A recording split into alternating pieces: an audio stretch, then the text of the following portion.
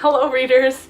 I read 3 books this month, but before we get into that, I want to let you know that the Libri Labra book club will be reading We Are the Lucky Ones by Georgia Hunter for the month of June. So if this has been on your TBR, then please go ahead and join us. It's received tons of 5-star reviews on Amazon, and we will be doing a live discussion for it at the end of the month.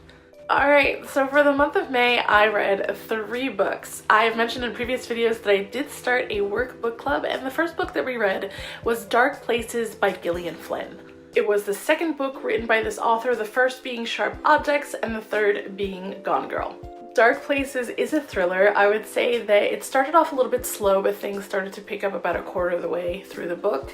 I was then hooked, and I ended up being a little bit disappointed by the ending. I'm not going to say too much more about it, only because I did do a full review, and I will link to that somewhere here, maybe.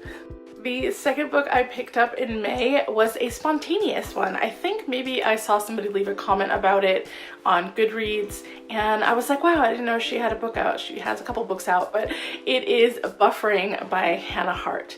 The subtitle for that is Unshared Tales of a Life Fully Loaded. For those of you that don't know who Hannah Hart is, she is actually a content creator, and she is the mastermind behind Harto and My Drunk Kitchen. I actually borrowed the audiobook from the library, which is read by Hannah Hart, and I was really fascinated by her life. It was so not what I was expecting at all. She's gone through a lot.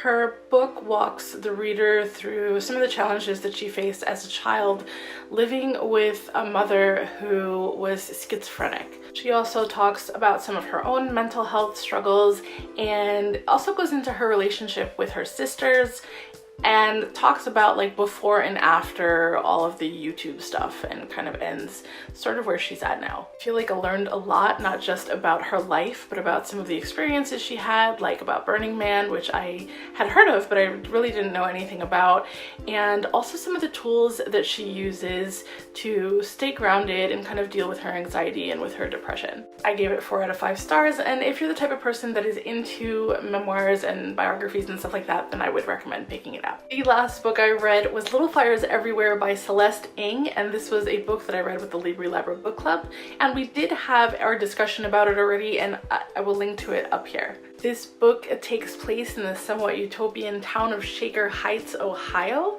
and there was like an ensemble of characters. There was a lot going on in this book, but just to provide a little bit of a summary, there is this wealthy family that decides to rent one of their homes out, and so they rent it to an artist and her daughter, and things start to happen where the mom in the wealthy family decides that she wants to pry into the life of the woman who she rented the apartment to, and she's a journalist, so she ends up kind of going on this mission to unearth all of the stuff that this woman has done, and you know, she's just very judgmental about it, and you kind of see that everyone just has all of their flaws. I think what this book does really well is paint a picture of us in our humanness with all of our flaws, and there's really no good and bad. It's just lots and lots of shades of gray,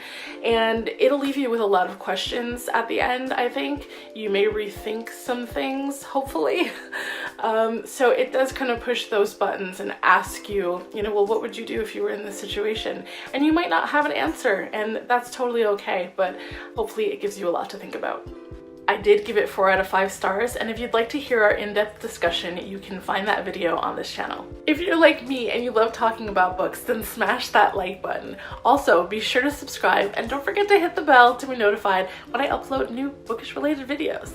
And that's about it. So tell me, what was your favorite read for this month? Let me know in the comments below. Thanks for joining me, and see you next time.